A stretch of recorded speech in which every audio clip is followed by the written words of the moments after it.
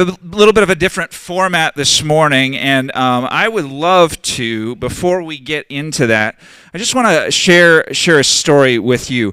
One of the things that we say at this church, kind of the phrase that we put on the wall out there, we are stories God is writing about Jesus making things new.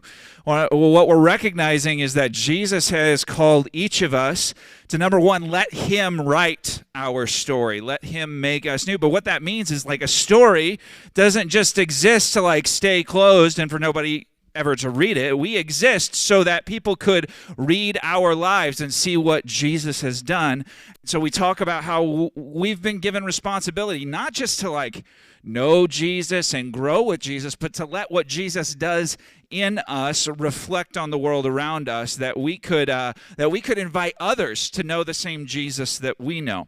And so we talk a lot about, hey, who's in your sphere of influence? Who's your one? Who are the people that you're praying for? Who are the people that God has called you to bring witness to the things that he has done? And so I say all of that to set up a bit of a story. Somebody reached out to me and told me about somebody in their spheres of influence that they're reaching out to, and I asked if we could tell the story. Now, here's the thing. The person who told me said, I don't want you to tell them that we're the ones in the story, so don't tell them my name, and please don't also tell them the name of the people we're reaching out to. So I'm telling the story on behalf of those people, so I'm giving a bit of context. A couple in our church have been over time building relationship with a younger couple.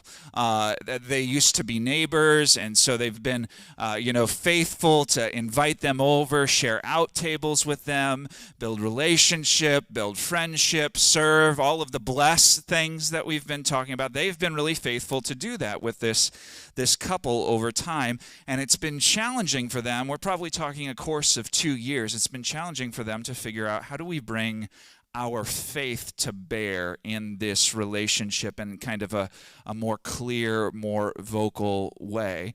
And so they've been praying for this couple, been investing in relationship with them. They've always been open about their faith, but every time you try to engage in matters of faith, the conversation doesn't go very far from the end of the couple that they were investing in.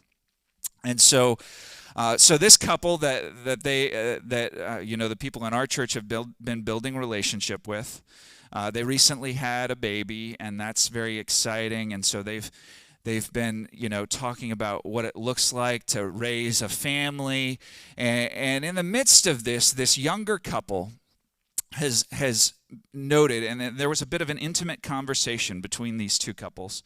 This younger couple has said, we have challenging relationship with our parents. As we try to parent our kids, we have this challenge with our parents, and it's creating a bit of divisiveness. Now, I'm telling you all of that so that you have context for what I'm about to read to you, because the Lord put it on the heart of the people in our church to take this as an opportunity. See, pain points with people that we're reaching out to, pain points provide us a unique opportunity to enter in and to shine the light of Jesus into that pain.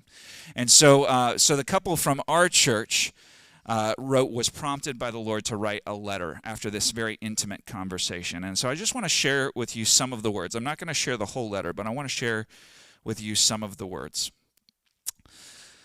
We have thought about you frequently since our conversation, and we join you in celebrating the good news of your second child who is on the way. And the purpose of our writing relates to our discussion that this second child plays, the opportunity that it gives in the relationship with your parents. But there's also a concern that I want to share. More than anything, please be reminded of our genuine love for your family and great hopes for your marriage and future. Our input or advice grows deeply from this sincere fact. You must decide for yourselves the value of our thoughts or how you wish to incorporate them into your own discussions and plans. When we married and chose to start a family, we had many discussions on our choices for the future. We were each raised differently, each had experiences that shaped our thinking and how we were creating our hopes and plans and path for a family. And that merging of our different perspectives took effort. And now, many years later, we still evaluate many of those decisions. You know, in part, that we choose to set our foundation on the Bible and the person and teachings of Jesus. We've never had a direct conversation about your own experiences and opinions on these elements. Our relationship with Jesus and growing in understanding his purposes while on earth impact everything we do and say. We're far from perfect, but we rest in forgiveness we didn't deserve, hoping it transforms us and our lives.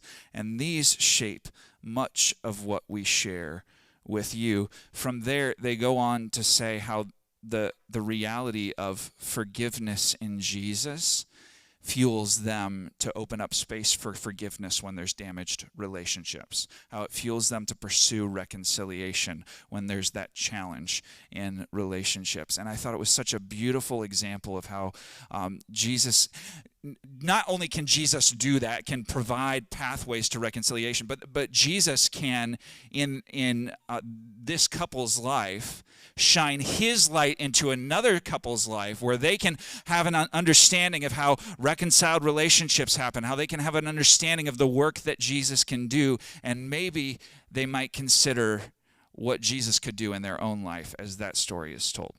So here's why I say all of that. Because we all want to be asking, okay, God, what are you up to in my spheres of influence, right? And the places that I work and the places that I live, in my neighborhood, what are you up to? What do you want to shine through me into the lives of others?